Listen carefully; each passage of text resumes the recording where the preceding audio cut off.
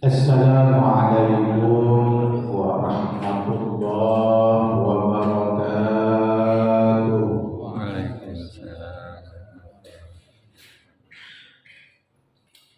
Bismillah, alhamdulillah, wassalatu wassalamu ala rasulillah Sayyidina Muhammad ibn Abdillah Sayyidil Arabi wal Ajamiyah wa ala alihi wa sahbihi wa man tabi'al huda ila yaumil qiyamah. Allahumma salli wa sallim wa barik ala sayyidina Muhammadin wa ala alihi wa sahbihi ajma'in, amma ba'd. Allahumma arinal haqqa haqqan warzuqna ittiba'ah wa arinal batila batilan warzuqna ijtinabah. Puji beserta syukur marilah sama-sama kita panjatkan kehadirat Allah Rabbul Ghafur atas karunia Allah. Alhamdulillah. Pada pagi hari yang mulia ini, di tempat yang paling mulia, Allah Subhanahu wa Ta'ala masih memberikan kepada kita kenikmatan, nikmat bisa bersilaturahmi kembali setelah 1 bulan penuh kita tidak bertemu, tidak berjumpa. Alhamdulillah. Pada pagi hari ini kita bisa berkumpul kembali di tempat ini dalam tali ukhuwah Islamiyah, dalam tali ukhuwah imaniyah. Kita berharap kepada Allah Subhanahu wa Ta'ala, mudah-mudahan yang hadir semuanya di tempat ini senantiasa selalu diberikan kesehatan oleh Allah Subhanahu wa Ta'ala.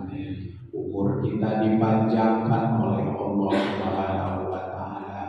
Mudah-mudahan sisa-sisa umur kita terus diberikan kekuatan oleh Allah Subhanahu wa Ta'ala untuk selalu beribadah kepada Allah. Amin ya rabbal alamin. Salawat beriring salam ta'zim kita aturkan teruntuk baginda alam Nabi besar Muhammad sallallahu alaihi wasallam. Al-Mukarramun, para alim ulama, para asatidah, para guru, para sepuh, para tokoh-tokoh masyarakat, wabil khusus yang sama-sama kita hormati Takmir Masjid Al-Istiqomah beserta pengurus Yayasan Al-Istiqomah, para orang tua, para guru yang hadir di antaranya, Akhirul Kiram, Ustaz Taufik, Ustaz Agus Budi, para asatidah yang lain, para sepuh yang hadir di antaranya, Mukarram Ustadzul Majid, para sepuh yang lain, banyak sekali di antaranya. Orang tua kita mohon izin, mohon ikhlas tidak disebutkan satu demi satu, tapi insya Allah tidak akan mengurangi rasa hormat dan ta'zim saya. Alhamdulillah, pada pagi hari ini kita masih diberikan oleh Allah Subhanahu wa Ta'ala kesempatan untuk bertemu, kesempatan untuk berkumpul kembali di majelis Ta'lim Al-Istiqomah ini setelah kita melewati satu perjalanan spiritual yang begitu amat sangat luar biasa, ialah ibadah puasa di bulan suci Ramadan. Sekalipun memang Ramadan telah pergi jauh meninggalkan kita, 1 bulan Ramadan meninggalkan kita, tapi tentunya ada sebuah pelajaran, ada sebuah pesan yang tidak akan pernah hilang di dalam kehidupan kita, yang mana Ramadan itu mengajarkan kepada kita berbagai macam hal. Ramadan mengajarkan kepada kita berbagai macam kebaikan. Keikhlasan kita diajarkan di bulan Ramadan tersebut. Kesabaran kita dilatih di bulan Ramadan tersebut.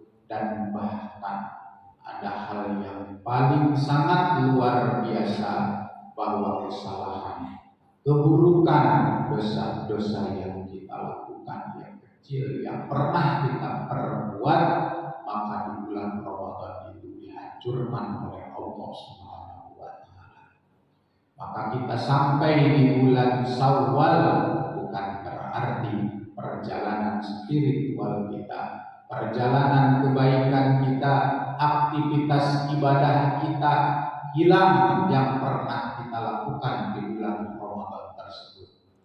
Makanya kenapa para ulama diantaranya memaknai daripada bulan Syawal itu dengan maksud dan tujuan. Dengan arti daripada bulan Syawal itu, arti Syawal kata para ulama itu adalah naik. Arti Syawal kata para ulama itu adalah meningkat. Jadi di saat kita banyak sekali melakukan perbuatan-perbuatan baik di bulan Ramadan, jangan sampai di bulan Syawal maka bulan-bulan seterusnya kebaikan tersebut hilang, kita kurangi, bahkan justru kita tingkatkan di bulan Syawal dan bulan-bulan seterusnya. Kita alhamdulillah Pak ya, kemarin di bulan Ramadan saya tanya ada orang yang Pak khatam berapa kali Al-Quran di bulan Ramadan. Ada orang yang bilang alhamdulillah Ustaz, katanya saya khatam Al-Quran di bulan Ramadan itu sampai 4 kali khatam. Alhamdulillah.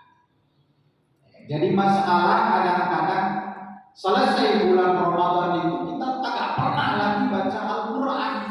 Buka Al-Quran pun kita tidak pernah. Makanya kata para ulama, kun rabbaniyah wala takun ramadhaniyah, bahwa kita dianjurkan untuk selalu menjadi hamba Allah. Kita jangan pernah untuk menjadi hamba Ramadan. Mana hamba Ramadan? Adalah orang yang di bulan Ramadan itu adalah orang giat melakukan ibadah, i'tikaf di masjid, sedekah kagak pernah kelewat, baca Al-Quran kagak pernah ketinggalan, qiyamul lail, sholat tahajud, sholat witir diantaranya termasuk sholat hajat, bahkan sholat tasbih kita kerjakan di bulan Ramadan tersebut. Kita dijadikan oleh Allah Subhanahu wa taala seorang pribadi yang benar-benar religius di hadapan Allah Subhanahu wa taala. Sementara habis Ramadan, habis semua, sementara selesai Ramadan, selesai semua. Nah, itu namanya hamba Ramadan. Tapi kita ini harus selalu menjadi hamba Allah. Hamba Allah mah di bulan Ramadan dia ibadah, di luar bulan Ramadan dia giat melakukan ibadah.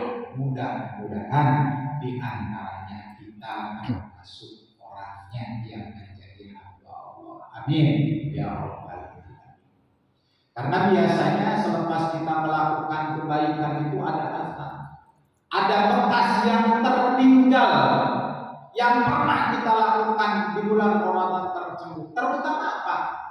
Terutama mampu merubah jiwa kita, mampu merubah pribadi kita, mampu merubah karakter kita menjadi orang-orang yang lebih baik di hadapan Allah Subhanahu wa taala.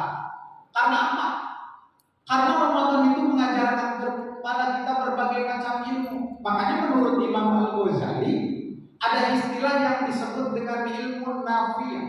Yang disebut dengan ilmu nafi itu adalah ilmu yang kita pelajari, lantas ilmu tersebut kita amalkan, dan yang paling penting bukan hanya dipelajari dan diamalkan, tapi sejauh mana ilmu itu makin mendekatkan diri kita kepada Allah Subhanahu wa taala.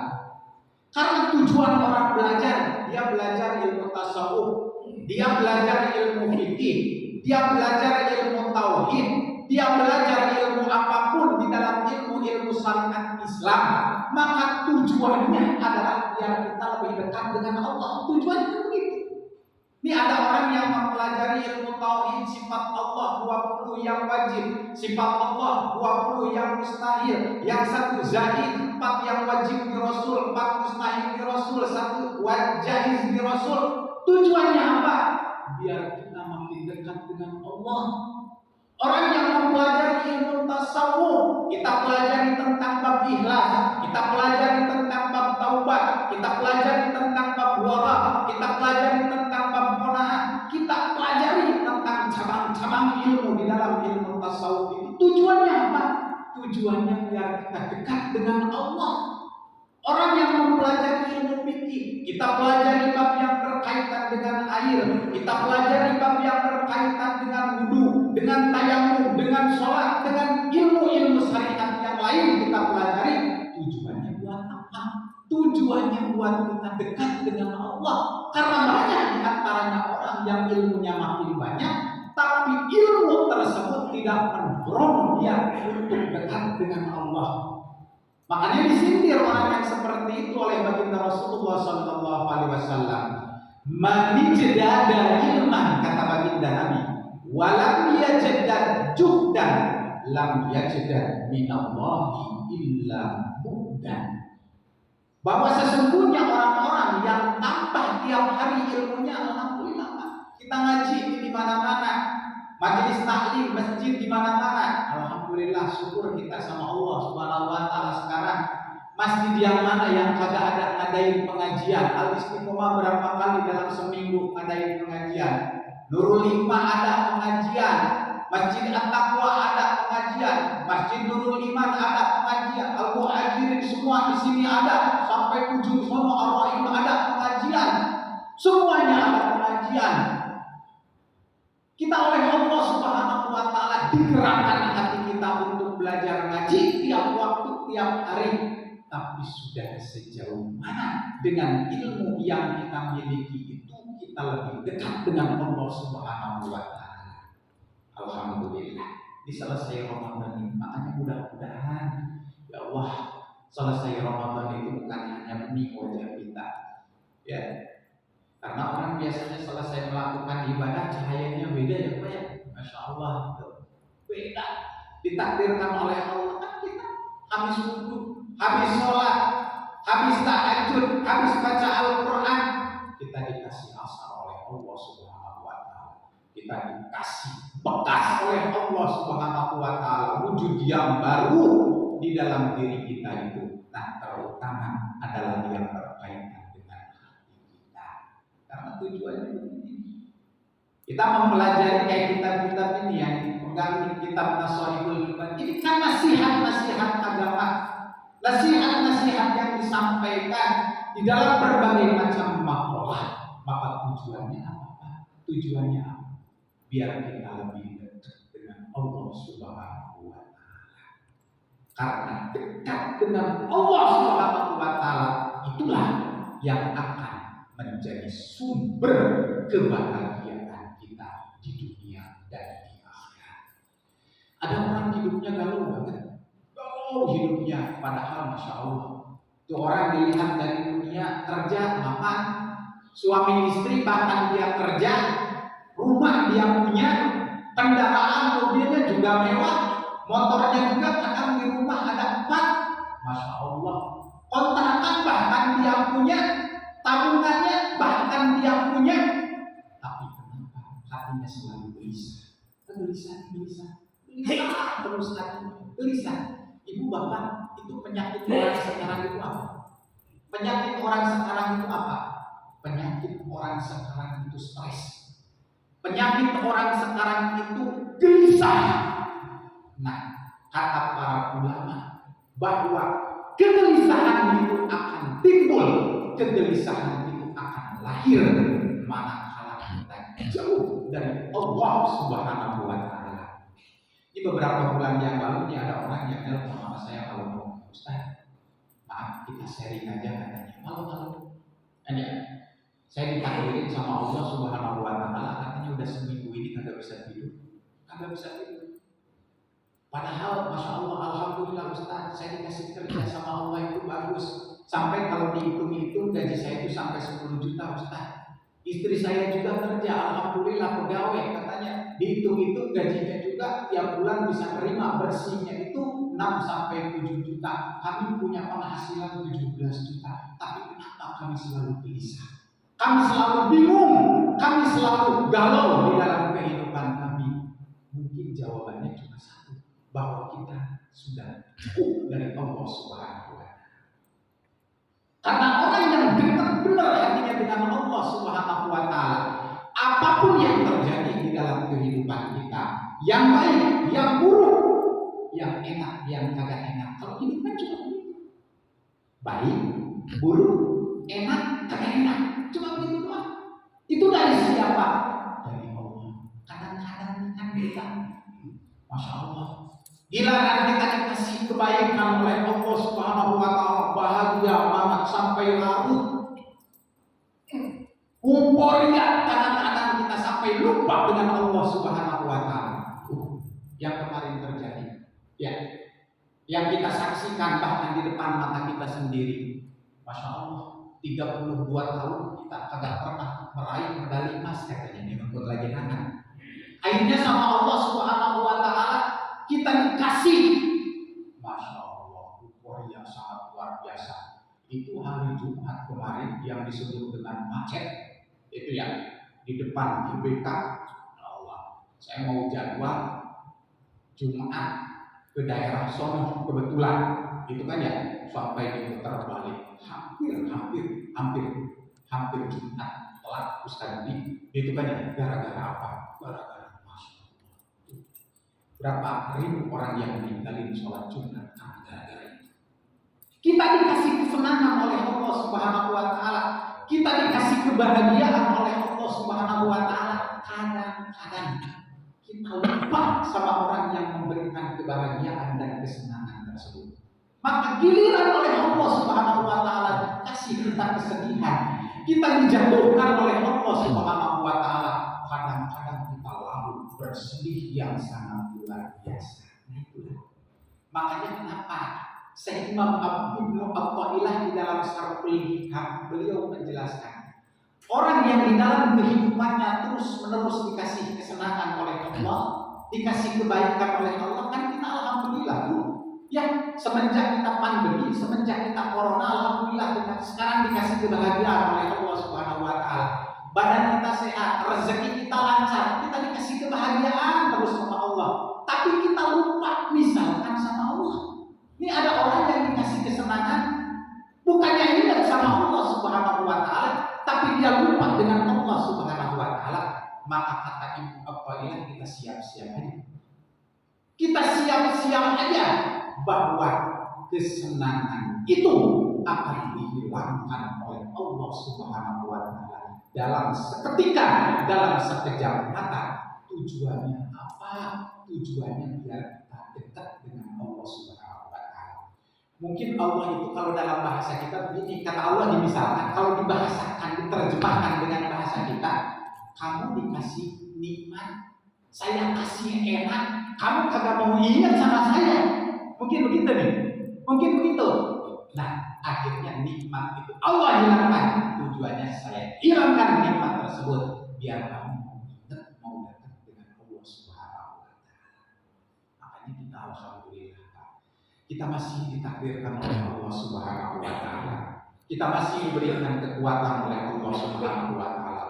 Begitu mendengar ada berita, ada pengumuman bahwa majelis taklim buka kembali, kita langkahkan kita menuju majelis taklim tersebut, itu dalam rangka pendekatan diri kita kepada Allah Subhanahu wa taala. Mudah-mudahan dengan makin dekatnya kita dengan Allah, dengan makin dekatnya kita dengan agama-agama Allah, kita akan selalu diberikan oleh Allah Subhanahu wa taala kesenangan.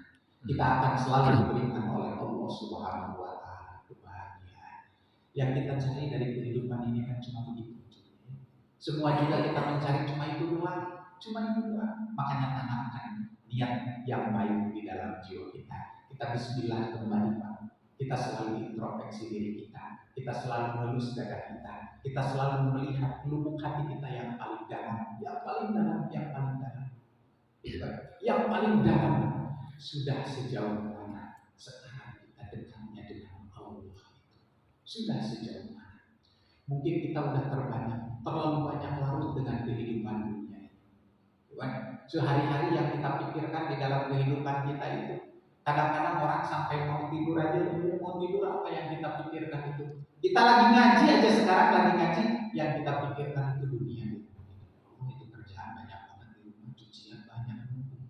Itu kan ya, cucian piring juga banyak numpuk misalkan. Aduh ya Allah, kita lagi ngaji aja lagi ngaji, bahkan kita lagi takbiratul ihram.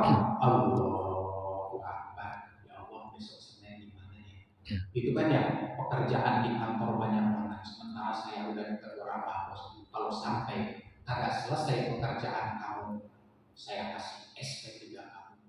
Lagi sholat aja kita masih mikirin dunia, bahkan sampai kita tidur. Makanya apa yang terjadi? Di sini kita tidur, kita gelisah. Mungkin lagi tidur aja kita ke bawah mimpi kemana-mana. Masya Allah. Hanya kenapa baginda Rasulullah Shallallahu Alaihi Wasallam itu mengajarkan kepada kita ada waktu yang benar-benar kita khususkan dalam sehari semalam itu. Ada waktu yang benar-benar kita khususkan sehari semalam itu. Berapa menit, berapa jam buat kita mendekatkan diri kita kepada Allah Subhanahu wa Ta'ala setelah seharian kita bergelut dengan dunia. Ya Allah, makanya Imam Al-Ghazali katanya sebelum tidur aja kalau bisa, kata beliau, sebelum tidur aja coba bayangin, sebelum tidur sambil kita rebahan, mungkin bapak di sampingnya udah ada istri, bahkan istri kita udah tidur duluan, atau ibu bisa di sampingnya ada suami udah ngorok duluan. Apa yang kita lakukan saat itu? Kita pergi, kita kembali. Jangan sebulan ke belakang lah kejauhan, jangan 2 minggu ke belakang kejauhan. Sehari itu saja, dari mulai malam pagi-paginya mata ibu terbuka sampai sekarang terbahan. Sambil lihat langit-langit rumah, berapa juta kesalahan yang pernah kita lakukan, berapa ribu kebaikan yang pernah kita perbuat, berapa kali dalam sehari itu kita nyakitin orang. Ya, ini mulut kita kadang-kadang musil banget ya sama orang. Ya Allah, musil banget yang kita pikirkan. Kalau perbuatan-perbuatan yang kita lakukan itu jelek, astagfirullah, ya Allah, mohon maaf saya. Insya Allah orang tersebut akan diberikan ketenangan oleh Allah Subhanahu wa Ta'ala. Itu saya bilang tuh sama orang yang tadi, coba itu kan ya, kita lebih dekat dengan Allah Subhanahu wa Ta'ala. Ustaz, dengan apa cara? Banyak kita mendekatkan diri kepada Allah, dengan takarruf kita kepada Allah, dengan sholat kita mendekatkan diri kepada Allah, dengan baca Al-Quran kita mendekatkan diri kepada Allah. Kita bangun sepertiga malam, kita ambil air wudhu, kita hadapkan wajah kita ke arah kiblat, kita takbiratul ihram, kita ruku, kita sujud, kita tahiyat awal, kita tahiyat akhir, kita salam, kita buka Al-Quran, baca Al-Quran. Itu adalah seolah-olah kita lagi mendekati Allah Subhanahu wa Ta'ala. Karena Allah itu harus didekati. Kalau dalam bahasa kita ya, Allah itu harus didekati. Ya. Karena kalau kita mendekati Allah, kan bahasa kata para ulama gitu ya, kita mendekati Allah sejengkal, maka Allah akan mendekati kita semua. Kita mendekati Allah itu sambil berjalan, maka Allah akan mendekati kita sambil berjalan. Maka mudah-mudahan ini bentuk kita, bentuk diri kita sekarang lagi mendekatkan diri kita kepada Allah Subhanahu wa Ta'ala. Kalau bilang diri kita udah baik, masya Allah ya, masya Allah kita masih jauh, kita udah baik, kita rajin ngaji dulu Pak. Ini saya kadang-kadang prihatin secara pribadi aja ya. Ustaz Taufik, masya Allah ya, orang panggil kita Ustaz, masya Allah. Itu kalau seandainya aib kita dibukakan oleh Allah Subhanahu wa Ta'ala, sampai kemana-mana kadang-kadang kita disambut, sampai kita mau ceramah orang ada yang cium tangan, bahkan sampai bulan balik kita dicambut sama rebahan. Karena apa? Karena Allah menutupi keburukan kita. Coba kalau aib kita dibuka oleh Allah Subhanahu wa Ta'ala, mungkin ada orang yang melakukan kita seperti itu. Alhamdulillah kita, kebaikan kita itu dimunculkan oleh Allah Subhanahu wa Ta'ala, dan kejelekan kita ditutupi oleh Allah Subhanahu wa Ta'ala. Coba kalau itu misalkan masing-masing ini tahu keburukan itu, sementara Allah maha adil banget sama kita. Kan ada orang terhormat tinggi jabatannya, Allah bukakan aibnya sedikit aja, dibukain aibnya seluruh Indonesia tahu. Kalau sekarang kan gampang, Kalau dulu satu kampung tahu ada orang hamil di luar nikah, satu kampung tahu. Malunya cuma satu kampung, tapi sekarang coba ada orang hamil di luar nikah, ada tetangganya pasang status di Facebook, ada tetangganya pasang status misalkan di WA, ada tetangganya pasang status di Instagram, sampai seluruh dunia tahu bahwa orang tersebut hamil di luar nikah. Alhamdulillah dibuka aibnya oleh Allah Subhanahu wa taala melalui anak kita. Makanya kalau kita berbicara kita udah baik, itu belum baik. Tapi sejauh mana kita berusaha untuk selalu menjadi pribadi yang lebih baik, maka itu puasa. Puasa itu tujuannya apa? Menggodok kita, menerpa kita, menjadikan diri kita itu orang yang lebih baik di hadapan Allah, bukan di hadapan manusia. Bodoh di hadapan manusia itu kan ya, tidak penting kita baik di hadapan manusia, yang penting itu kita baik di hadapan Allah. Sementara sekarang kita mati-matian dari pagi memoles diri, ya, mempertahankan misalkan kehormatan kita biar kita kelihatan sempurna di hadapan manusia, sementara kita hubungan dengan Allah Subhanahu wa taala jelek. Kan kadang-kadang kelakuan kita yang seperti itu. Kita mulai sendiri yang kelihatan baik di hadapan manusia. Kita sedekah banyakin ke orang lain. Kita berbuat baik banyakin ke orang lain. Tujuannya apa? Biar kita populer di hadapan orang tersebut. Biar kita mentok, apalagi orang yang mau nyawa. Kan sekarang musim ya, kita dulu ya. Orang banyak banget. Di rumah kemarin udah datang berapa orang calon Ustaz, saya mau silaturahmi di majelis taklim Ustaz.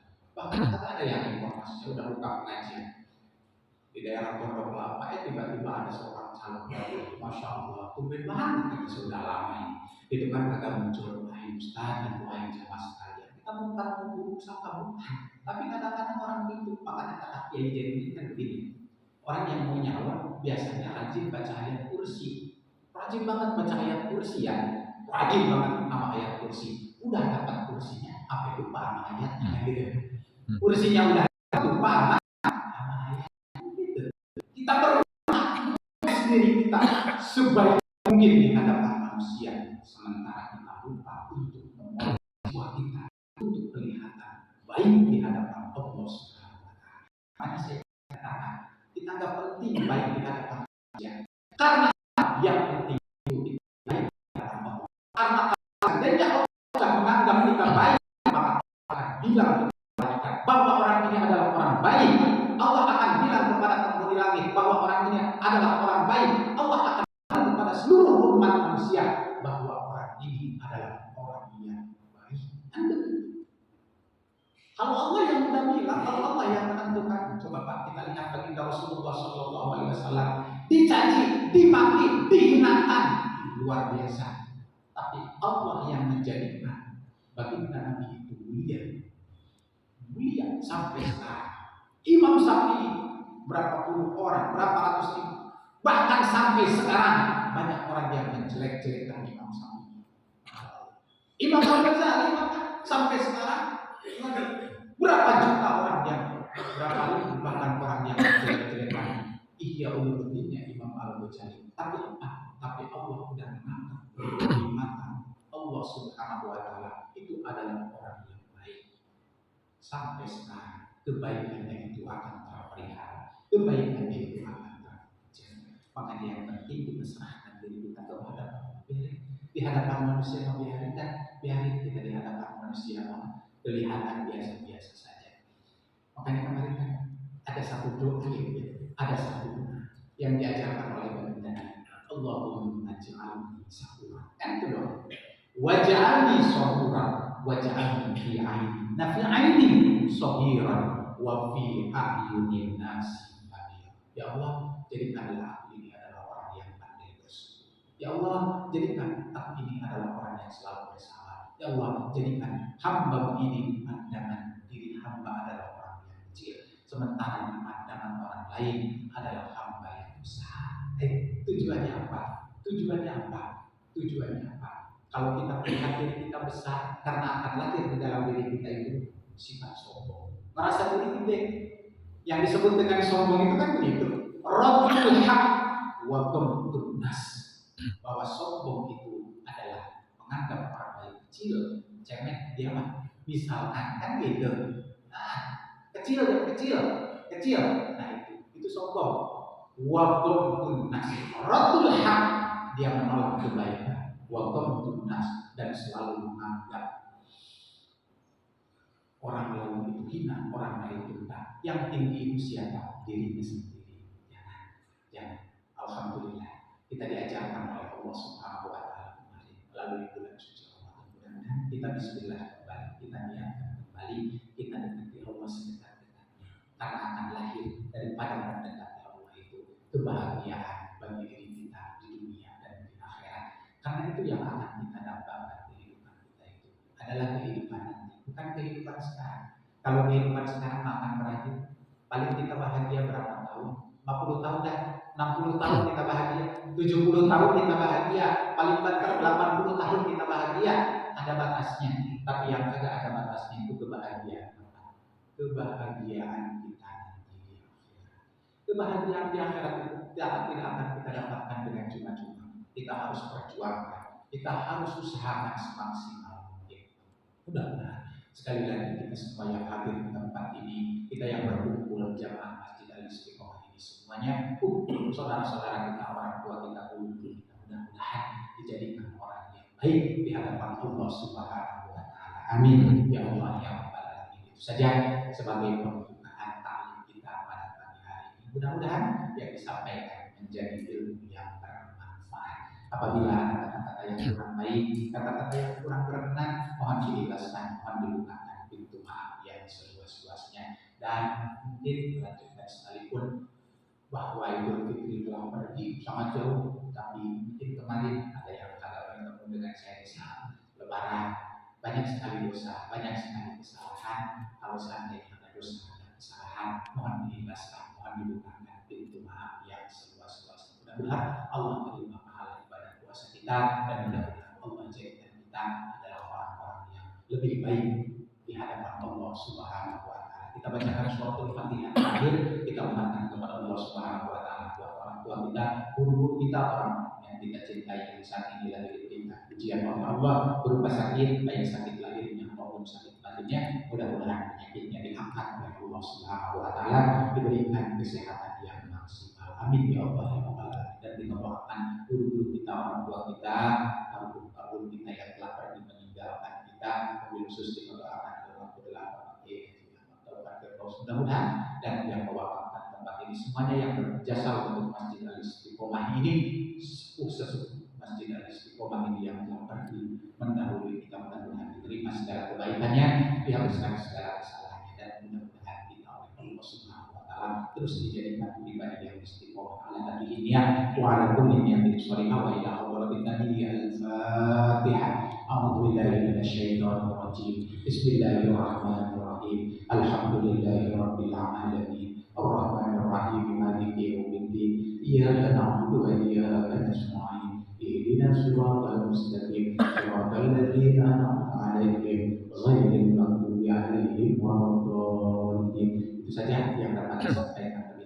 Mohon didoakan pintu maaf yang seluas-luasnya. Karena Allah wa iyyakum ajmain. Billahi taufiq wal hidayah. Wassalamualaikum warahmatullahi wabarakatuh. Sallallahu